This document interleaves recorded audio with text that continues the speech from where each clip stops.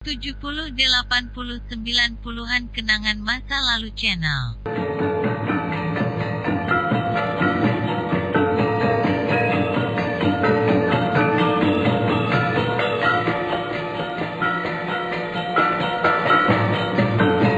Dalam seri ke-235 ini, didukung oleh para pemain Nusri Nurdin sebagai Lembu Sora, Rusli sebagai Rangga Lawe, Ferry Fadli sebagai Arya Kamandanu, Ivona Rose sebagai Sakawuni, Peter Pan sebagai Banyak Kapuk, Heri Stiono sebagai Dia Sanggrama Wijaya, dan Asdi Suhastra pembawa cerita. Selamat menikmati.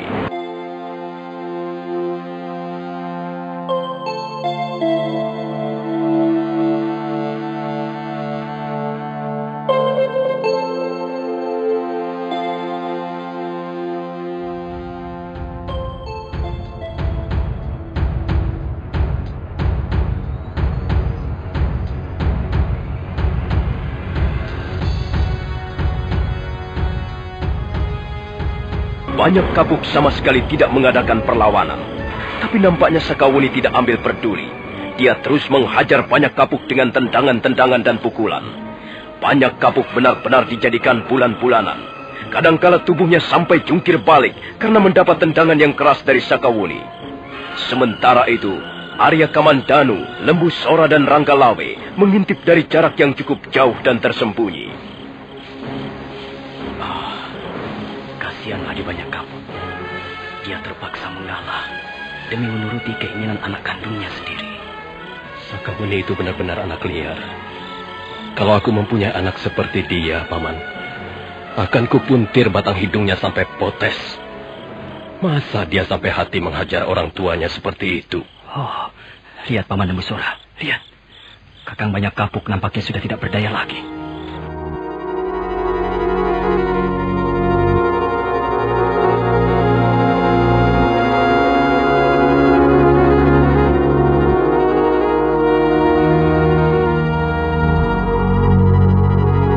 Banyak Kapuk, bangun!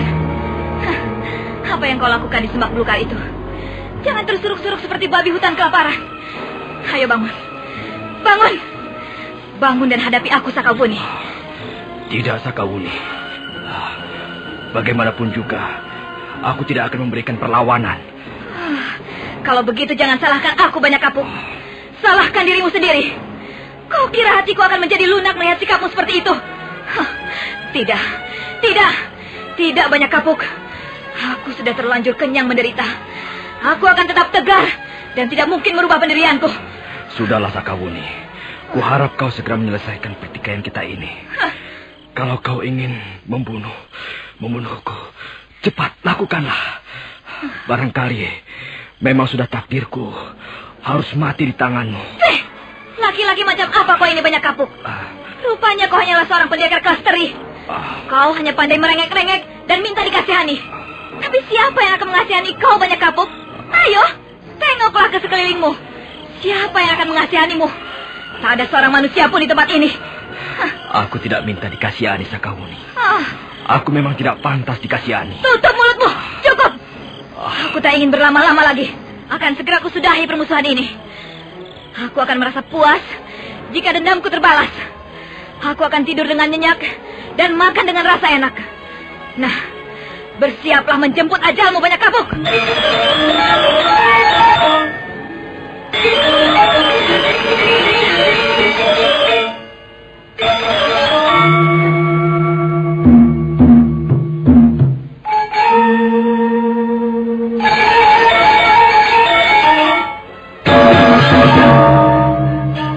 Sakawuni melompat mundur sejauh 3 batang tombak. Sambil memasang kuda-kuda, gadis itu segera menutup telinganya dengan kedua belah tangannya. Banyak Kapuk tahu bahwa Sakawuni bermaksud mengeluarkan jurus-jurus mautnya. Tapi sedikit pun dia tidak bergerak dan bermaksud melawan. Dia tetap berdiri dengan sempoyongan. Dia sudah pasrah.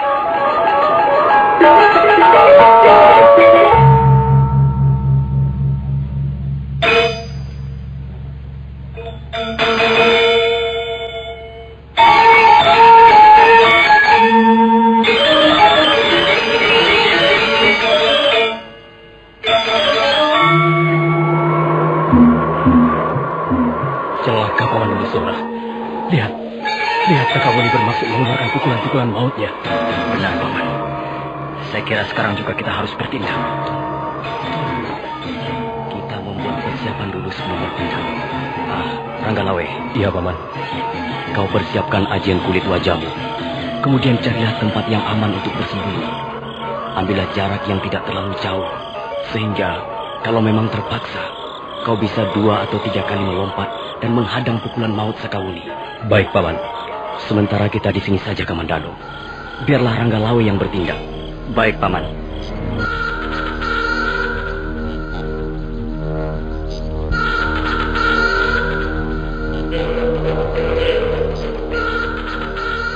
Banyak kapuk.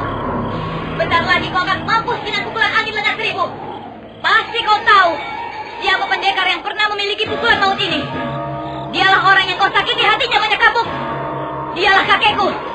Karena perbuatanmu, dia sampai merasa malu dan meletakkan jabatannya sebagai kepala desa Tanibala. Nah, sekarang ini ilmu pukulan hasil ciptaannya akan segera menamatkan riwayatmu. Hei, apa yang kau lakukan, Banyak Kapuk?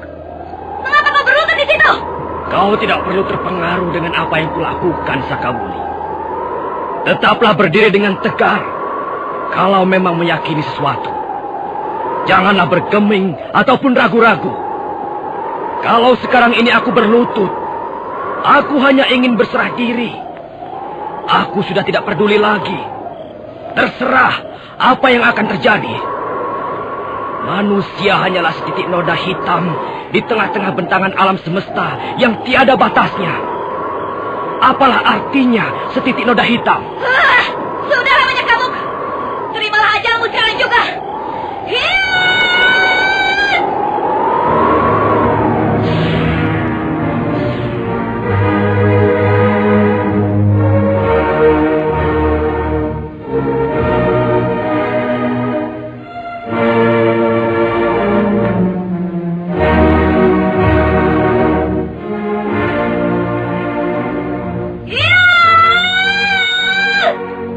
Sakawuni melompat ke depan sambil berteriak lantang. Tangan kanannya yang sudah berisi ilmu pukulan angin lengan 1000 terangkat ke atas. Ranggalawe sudah hampir melompat dari tempat persembunyiannya, tapi dia segera mengurungkan niatnya begitu melihat Sakawuni tiba-tiba berhenti. Ya, gadis itu tiba-tiba menghentikan langkahnya. Dia masih tetap berdiri, tapi dia tidak bergerak sama sekali. Perlahan-lahan tangannya jatuh terkulai. Banyak Kapuk segera menghampirinya. Wuni, Sakawuni, ada apa denganmu? Wuni, ada apa denganmu? Ada apa denganmu, anakku? Mengapa kau tiba-tiba berhenti? Ada apa, Wuni? Banyak Kapuk melangkah lagi 2 tindak ke depan. Sakawuni masih tetap berdiri dengan tegar. Rambutnya yang panjang berkibaran tertiup angin malam. Tiba-tiba Banyak Kapuk terkejut. Dia melihat wajah gadis itu sangat sedih. Dan dia melihat air matanya meleleh membasahi pipinya. Hati Banyak Kapuk menjadi runtuh berkeping-keping. Wuni, mengapa kau menangis, anakku? Ayolah, lakukanlah apa yang akan kau lakukan atas diri Banyak Kapuk. Banyak Kapuk memang orang yang berdosa. Laki-laki yang tidak bertanggung jawab. Dia pantas mati di tanganmu, Wuni. Ayolah, Wuni. Janganlah menangis. Berdirilah dengan tegar. Dan lakukanlah apa yang hendak kau lakukan.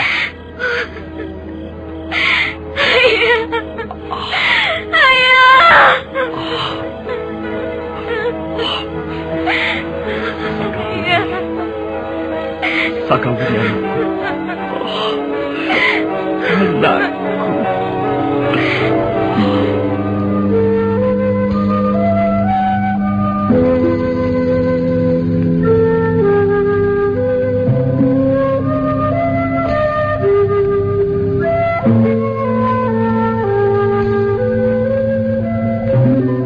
Kakak Sora, kalian berada di sini juga. Kami ditugaskan Gusti Sang Ramawijaya untuk mengikutimu dari kejauhan, Kakang Banyak Kapuk.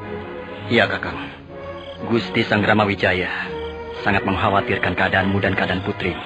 Kelihatannya persoalannya sudah selesai. Bukankah begitu, Adi Banyak Kapuk? Ah, benar, Kakang. Semula aku sudah putus asa. Nampaknya Sakawuni sudah tidak mau merubah pendiriannya dan sikapnya. Tapi rupanya Sang Hyang Widi masih melindungi kami. Ada apa dengan Sakawuni, Kakang Banyak Kapuk? Dia pingsan. Dia terlalu sedih. Nafasnya sampai sesak. Lalu, tiba-tiba saja dia pingsan. Dia akan segera sadar kembali. Dia hanya tidak kuat menahan rasa haru. Ya, syukurlah. Akhirnya kemelut ini pun berlalu.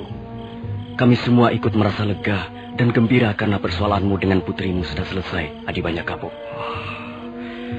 Terima kasih, Kakang Lemusora. Marilah kita kembali. Kita bawa Sakawuni bersama-sama ke rumahmu. Nanti setelah dia sadar, ajaklah dia menghadap Gusti Sang Ramawijaya. Jangan. Jangan, Kakang Lemusora. Biarlah aku yang menggendongnya. Sejak kecil, aku tidak pernah menggendong bocah ini. Baru sekarang, aku mendapat kesempatan. Biarlah aku yang menggendongnya, Kakang Lemusora. Biarlah aku yang menggendong Sakawuni. Ayo, Buni. Mari ku gendong, nak. Berat sekali tubuhmu, nak. Tentu saja, Kakang. Dia sudah bukan bayi lagi, Kakang. Dia sudah perawan. Iya. Dia sudah menjadi seorang gadis yang manis. Aku benar-benar seorang laki-laki yang tolol dan tidak beruntung. Mengapa baru sekarang aku tahu bahwa sebenarnya aku mempunyai seorang gadis yang begini manis?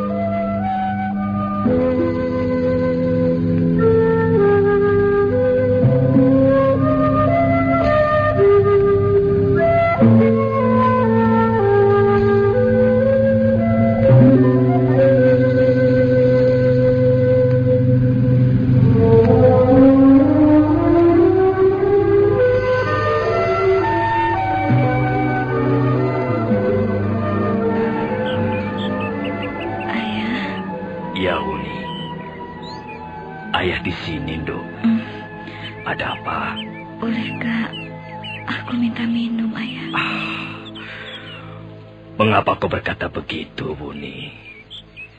Kau jangan menyakiti hati ayahmu lagi. Tentu saja boleh. Tunggu. Ayah akan menuangkan air yang paling sejuk. Air yang paling jernih. Air yang paling nyaman untukmu. Nah, ini. Minumlah, Buni. Minumlah sepuas-puasmu. Terima kasih, Ayah.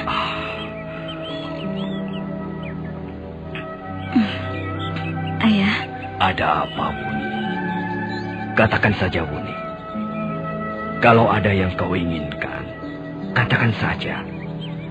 Ayah pasti akan meluluskannya. Apakah Ayah masih menyimpan makanan barang sedikit? Aku lapar sekali, Ayah. Biasanya kalau lapar, perutku suka mual. Kau lapar ya? Setelah semalam bermain-main dengan ayahmu, sekarang kau kelaparan. Nah, rasakan dulu. Ayah, aku benar-benar lapar. Hei, mau kemana kau? Oh, jangan. Kau tidak perlu turun dari tempat tidurmu ini. Kau tunggu di sini saja. Biar ayah yang akan menyediakan makanan untukmu. Kau tunggu di sini saja ya. Jangan kemana-mana. Oh ya, nanti setelah makan dan membersihkan badanmu, kita akan bersama-sama menghadap Gusti Sang Ramawijaya. Aku takut ya. Nanti Gusti Sang Ramawijaya marah padaku. Tidak mungkin, Buni. Gusti Sang Ramawijaya itu orangnya baik sekali. Beliau adalah seorang pemimpin yang berhati emas. Tentu saja, beliau sudah memahami persoalan kita. Justru beliau sangat mengkhawatirkan keadaan kita. Sakawuni, kau tidak perlu takut ya. Sudah, tunggu saja di sini. Ayah akan menyiapkan makanan yang lezat untukmu. Untuk anak ayah tercinta. Untuk Sakawuni yang manis. Ayah suka menggoda.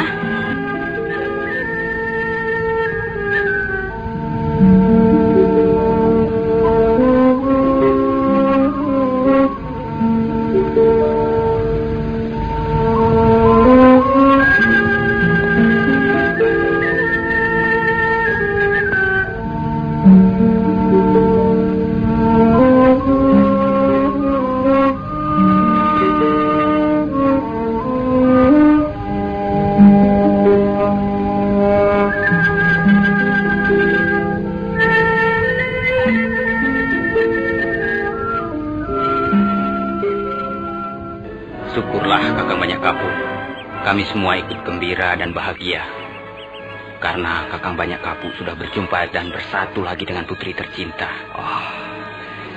Terima kasih, Gusti Sang Ramawijaya. Nah, bagaimana Sakawuni? Apa yang kau rasakan sekarang? Kau gembira berjumpa dengan ayahmu? Iya, Gusti. Hamba sangat gembira. Selama ini, hamba tidak pernah merasa mempunyai seorang ayah. Hamba sebenarnya sangat merindukan seorang ayah. Tapi kerinduan hamba tidak pernah terpenuhi. Kerinduan hamba selalu berakhir di muara kekecewaan. Itulah sebabnya hamba menaruh dendam. Tapi sebenarnya hamba sangat merindukan kehadiran seorang ayah. Hamba sangat mencintai ayah hamba, Gusti. Apa kau sekarang sudah tidak ingin membunuh ayahmu lagi, Sakawuni? Tidak, Paman Ranggalawe. Ayahku hanya satu. Kalau aku membunuhnya, aku tidak akan mempunyai ayah lagi. Kebetulan sekali, Sakawuni. Kulihat kau mempunyai ilmu kanuragan yang cukup tinggi. Dari mana kau belajar ilmu kanuragan itu? Dari kakek hamba, Gusti. Baiklah. Dengan ilmu kanuragan yang kau miliki, kau bisa berbuat banyak untuk membantu kami. Majapahit sangat membutuhkan orang-orang seperti kau, Sakawuni. Bagaimana kalau kau bekerja di sini saja? Kau bisa membantu ayahmu melatih olah kanuragan calon-calon prajurit Majapahit, Sakawuni. Apakah ayah hamba akan setuju, Gusti? Apakah ayah hamba akan mengizinkan hamba tinggal di Majapahit? Kalau ayahmu tidak setuju, jangan lagi dia kau anggap sebagai ayahmu. Biar Lembu Sora yang akan menggantikannya menjadi ayahmu. Sakawuni, kau tidak usah khawatir. Tentu saja ayahmu setuju. Memang sebaiknya kau tinggal di sini bersama ayah, Sakawuni. Seorang gadis remaja memang seharusnya tinggal bersama ayahnya. Iya, tapi itu tergantung pada Sakawuni sendiri. Barangkali dia ingin tinggal bersama ibunya. Ampun, Gusti. Kalau memang ayah mengizinkan, hamba mau tinggal di Majapahit. Bagus. Kalau begitu, mulai sekarang kau bekerja membantu kami. Mulai sekarang, kau menjadi salah seorang warga desa Majapahit. Terima kasih, Gusti. Nah, kukira persoalan Kakang Banyak Kapuk sudah selesai secara tuntas. Kita semua harus mengucap rasa syukur pada Sang Hyang Widi. Semua ini terjadi atas karunia-Nya.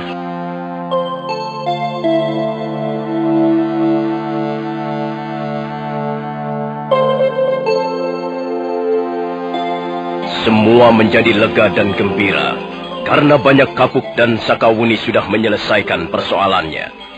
Semua juga menjadi terharu setiap kali melihat wajah gadis Tanipala itu. Wajahnya yang manis sekarang bertambah manis. Dia manja sekali di dekat ayah kandungnya. Setiap kali berjalan, dia tidak pernah terlepas memegang tangan ayahnya. Mulai sejak itu, Sakawuni menjadi warga desa Majapahit secara resmi. Dia tinggal di rumah ayahnya, dan dia ditunjuk membantu Banyak Kapuk melatih ilmu kanuragan calon-calon prajurit Majapahit.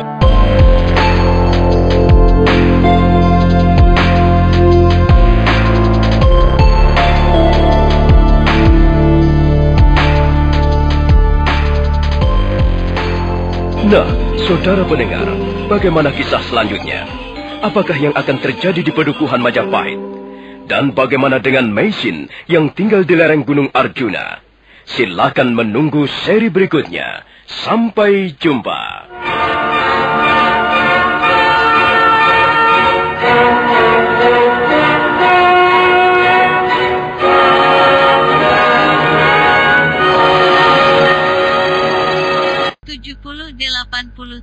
Puluhan kenangan masa lalu channel.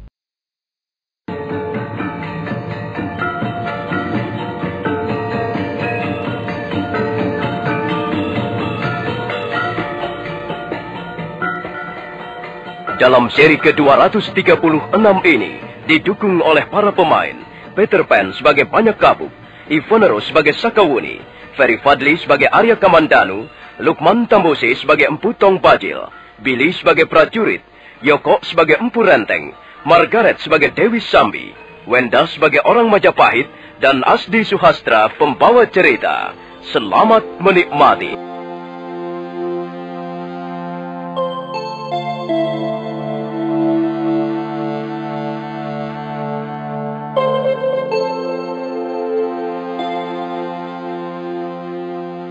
Diah Sanggrama Wijaya merasa lega dan gembira.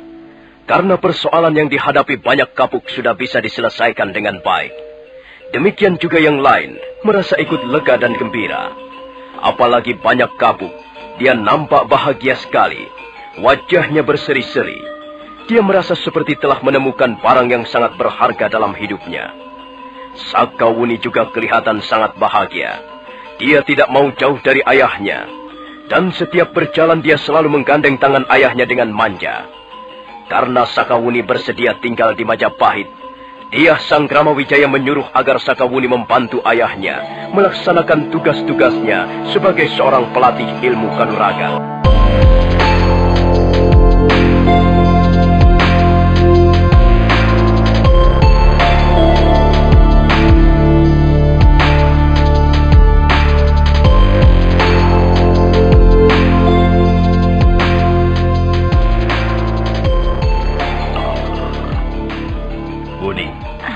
Iya, Ayah.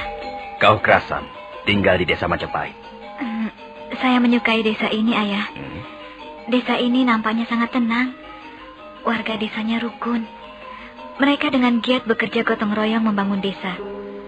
Saya lihat mereka tidak terlalu memburu harta, Ayah. Iya, mereka memang harus bekerja untuk mencukupi kebutuhan hidup mereka sehari-hari. Mereka butuh pangan, butuh sandang, dan butuh sarana-sarana hidup yang lain. Tapi ada sesuatu yang mereka miliki dan yang tidak dimiliki oleh warga desa yang lain. Apa itu, Ayah? Mereka memiliki arah hidup yang sudah pasti. Mereka memiliki cita-cita. Dan yang paling penting, mereka memiliki Gusti Sanggrama Wijaya. Nampaknya mereka sangat menghormati beliau, Ayah. Mereka menghormati beliau karena mereka tahu persis siapa beliau. Gusti Diah Sanggrama Wijaya ibarat sebuah obor perjuangan yang menerangi ruangan-ruangan gelap di dalam hati manusia. Selama ini kita tahu bahwa rakyat dalam keadaan tertindas dan tertekan. Pemerintah Kediri telah merampas apa yang menjadi hak milik mereka. Karena itu, mereka tidak mampu tumbuh sebagai sebuah pribadi yang utuh. Hati dan pikiran mereka yang gelap membuat semangat mereka menjadi pudar.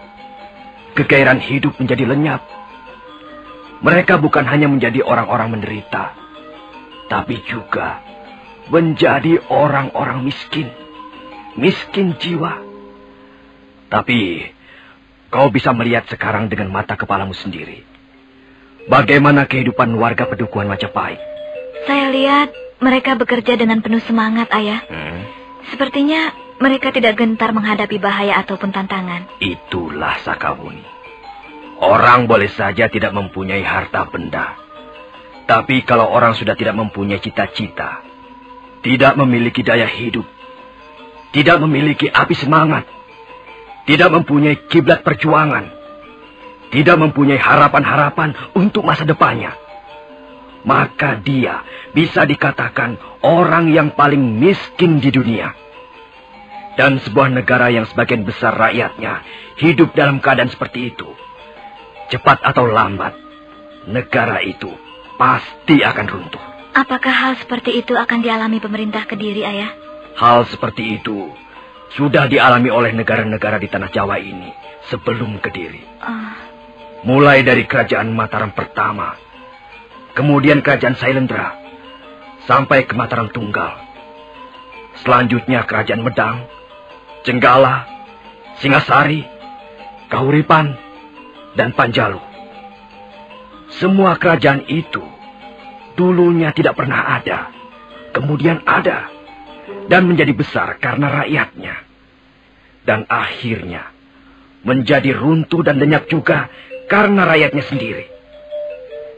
Nah, Sakawuni, apa yang baru saja aku katakan tadi hanya sekedar untuk pengetahuan saja.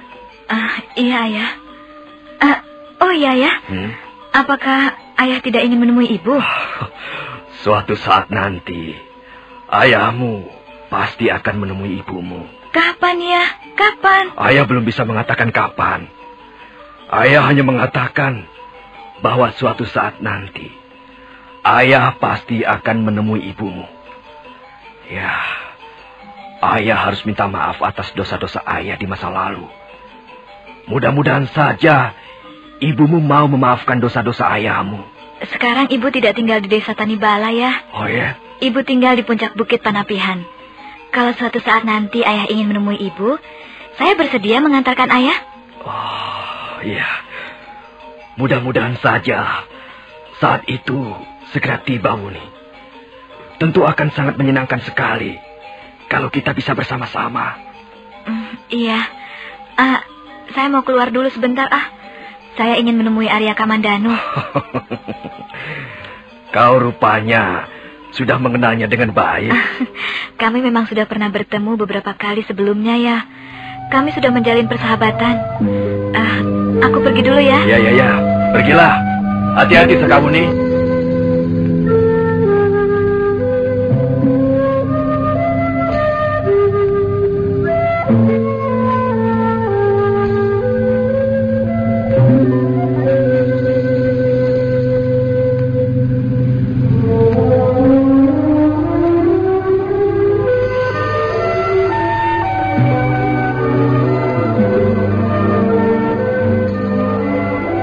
Sakawuni melangkah ke kandang kuda yang terletak di halaman belakang.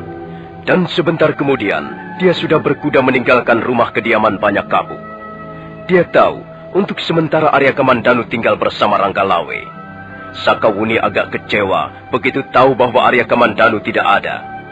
Menurut salah seorang abdi Ranggalawe, Arya Kamandanu sejak pagi-pagi sekali sudah pergi ke hutan untuk mencari kayu.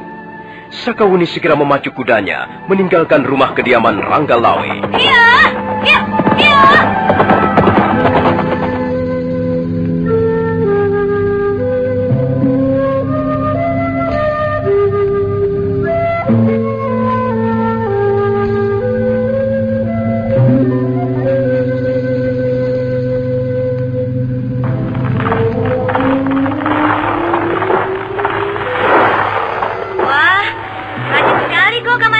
Oh, kau Sakawuni? Kau terlalu sibuk menebang kayu, sehingga kau tidak mendengar kehadiranku. Ya, aku masih harus menebang kurang lebih 20 pohon lagi. Untuk apa kayu-kayu hutan ini?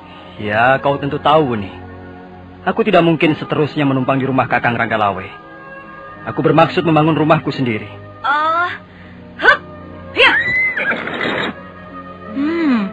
Jadi kau ingin membangun sebuah rumah? Kau tidak boleh lupa menyediakan ruangan tidur untuk istrimu. Iya, memang suatu saat nanti aku ingin membawa Mesin, Ayuwandira dan Panji Ketawang ke Majapahit. Rasanya tempat ini semakin nyaman untuk dihuni. Rumah-rumah semakin banyak dan penduduknya semakin padat. Kukira tidak sampai 1 tahun desa Majapahit ini sudah akan menjadi sebuah desa yang paling ramai. Kau juga bermaksud tinggal di sini? Mengapa tidak? Aku harus menemani ayahku. Bagaimana dengan ibumu? Ya, aku akan mencari kesempatan untuk pergi ke puncak bukit Panapihan. Aku harus bisa membujuk ibu agar mau tinggal bersama ayah di Majapahit. Aku akan sangat merasa bahagia kalau kami bisa tinggal bersama-sama. Sekarang kau pasti tahu bahwa sebenarnya ayahmu adalah seorang laki-laki yang baik. Kamandanu, setiap orang tentu saja harus mau memperbaiki kekeliruannya. Kulihat semua laki-laki di sini rata-rata baik. Mereka mau berjuang. Itulah yang penting. Iya. Mereka rata-rata sudah berkeluarga. Kakang Ranggalawe mempunyai keluarga di Tuban. Paman Nambi keluarganya tinggal di Lamajang. Rekian Demung dan Gajah Biru juga mempunyai keluarga. Tapi sekarang ini mereka terpaksa belum bisa berkumpul dengan keluarganya. Mereka masih harus berjuang. Kukira aku pun tidak segera bisa membawa mesin ke Majapahit. Suasananya masih belum memungkinkan. Kamandanu, aku membawa air bersih. Apakah kau tidak merasa haus? Terima kasih, Buni. Aku memang belum minum sejak tadi. Kalau begitu, minumlah. Terima kasih. Segar sekali rasanya. Terima kasih, Buni. Iya. Apakah kau mau bekerja sampai sore hari, Kamandanu? Tidak. Aku harus pulang sebelum tengah hari nanti. Bukankah kita semua harus menghadap Gusti Sangramawijaya sore nanti? Apakah ada pertemuan penting lagi? Ya. Gusti Sangramawijaya ingin membicarakan lagi masalah pagar batu. Gusti Sangramawijaya ingin membuat pagar batu yang mengelilingi rumah kediaman beliau. Awas, Sakawuni. Jangan berdiri di situ. Aku akan merobohkan pohon ini.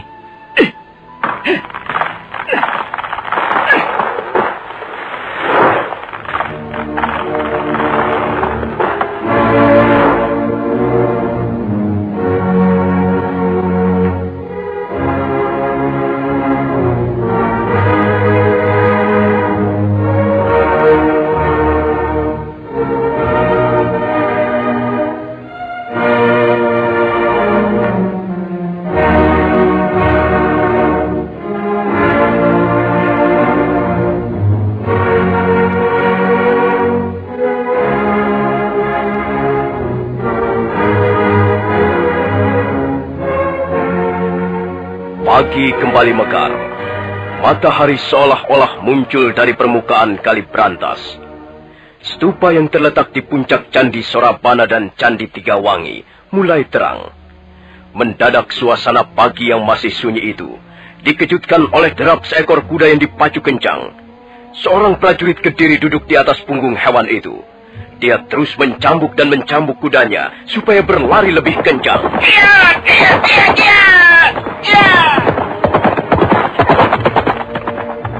Kuda itu terus berlari bagaikan diuber setan kesiangan. Candi Sorabana segera tertinggal jauh di belakangnya. Prajurit Kediri itu tidak berhenti di desa Pakauli.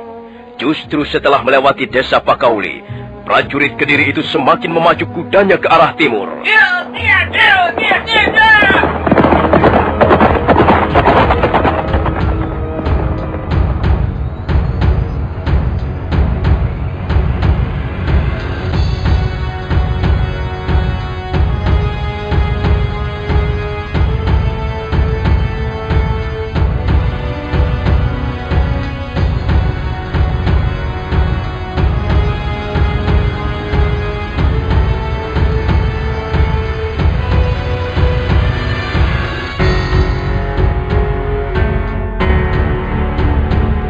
Tak lama kemudian, prajurit Kediri itu sudah memasuki halaman rumah kediaman Empu Tong Bajil. Dia segera menempatkan kudanya di dekat pagar sebelum kemudian melompat ke arah serambi depan. Ada apa, prajurit? Mengapa kau tergopoh-gopoh datang kemari? Ampun, tuanku. Ada yang hendak hamba laporkan pada tuanku Bajil. Katakan saja. Laporkan secara jelas dan terperinci. Kemarin, hamba berkuda menyusuri sungai Banyumenep sampai ke bagian hulu. Kemudian secara tidak sengaja, hamba melihat ada orang-orang Majapahit, Tuan. Sungai Banyumenep memang dekat dengan wilayah desa Majapahit. Kau harus memberikan laporan yang penting, prajurit. Jangan hanya sekedar melapor saja. Apa anehnya kau melihat orang-orang Majapahit di sungai Banyumenep? Sebentar, Sambi. Maaf, Kakang Bajil. Prajurit ini baru saja memulai laporannya. Mungkin saja laporan itu belum sampai ke hal-hal yang penting. Nah, teruskan dulu laporanmu, prajurit. Biar kami semua akan mendengarkan. Baik, Tuanku Renteng. Semula, hamba juga tidak menaruh minat terhadap mereka, orang-orang Majapahit itu. Tapi kemudian hamba menjadi curiga, tuanku. Apa yang mereka lakukan di Sungai Banyumenep? Mereka tengah sibuk memunguti batu-batu kali, tuanku Bacil. Batu kali? Untuk apa mereka memunguti batu-batu kali itu?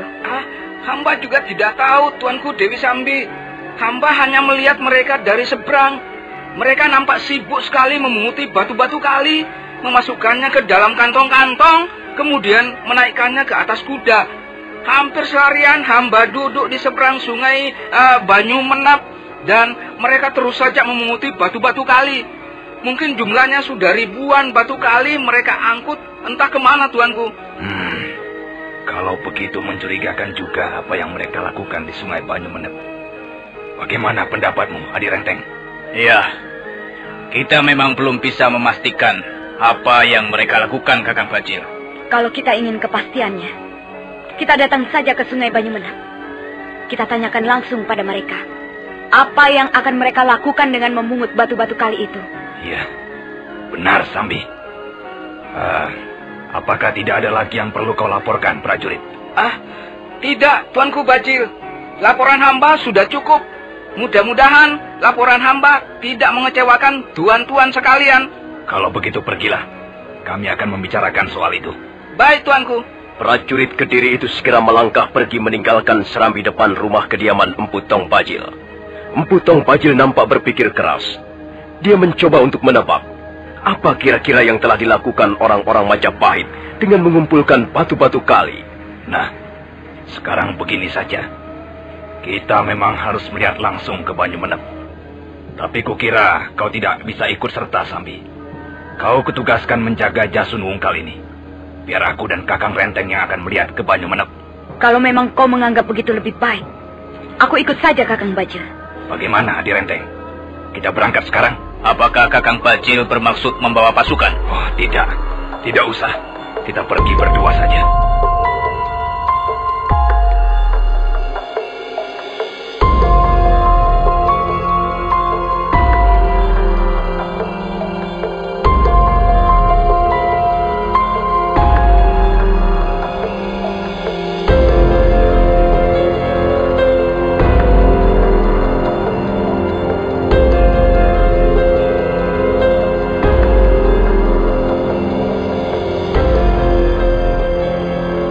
Setelah mengatur segala sesuatunya dan menyerahkan tanggung jawab keamanan pada Dewi Sambi, Empu Bajil dan Empu Renteng segera berkuda meninggalkan Jasun Wungkal. Mereka terus berkuda tanpa berhenti. Menjelang sore hari, mereka sudah bisa melihat puncak Candi Sorabana di kejauhan. Mereka terus berkuda di atas jalanan berbatu, dan tak lama kemudian mereka sudah tiba di tepian Sungai Banyumenep. Benar. Apa yang dilaporkan prajurit itu, Adi Renteng? Lihat, orang-orang itu masih sibuk memunguti batu kali. Oh iya. Apa yang akan mereka lakukan dengan batu-batu kali itu, Kakang? Ayo, kita temui mereka, Adi Renteng. Kita tanya pada mereka.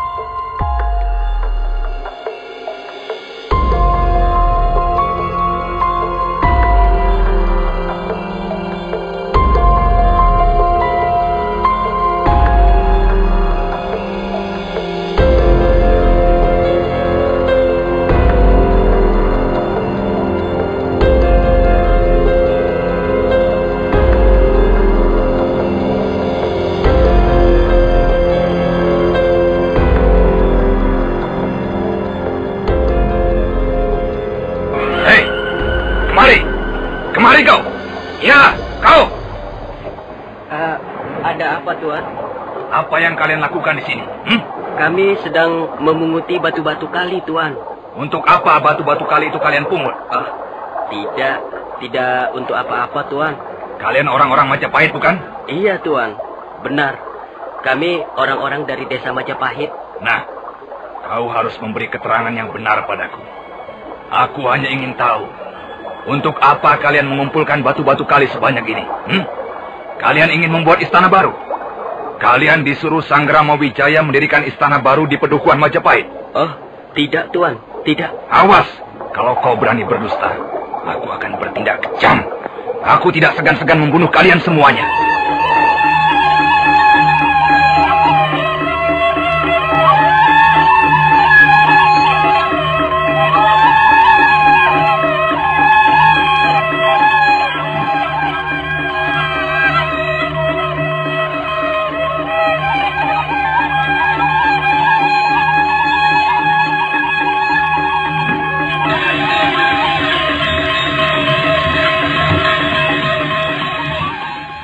Empu Bajil kelihatan sangat gusar. Orang Majapahit itu menjadi mengkeret ketakutan. Wajahnya pucat dan tubuhnya menggigil. Empu Bajil terus menatap wajah orang itu dengan dingin. Kemudian pendekar dari lereng Tengger itu meraba tongkat pencabut roh yang terselip di pinggangnya.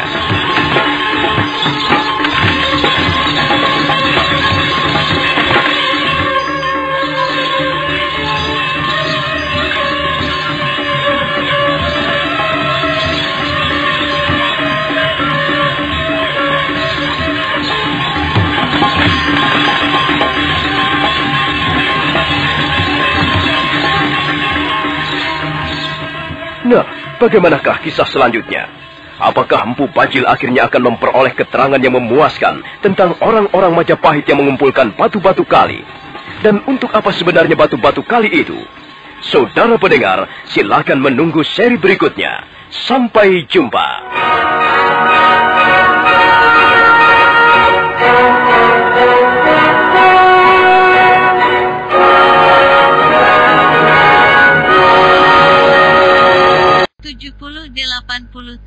Puluhan kenangan masa lalu channel.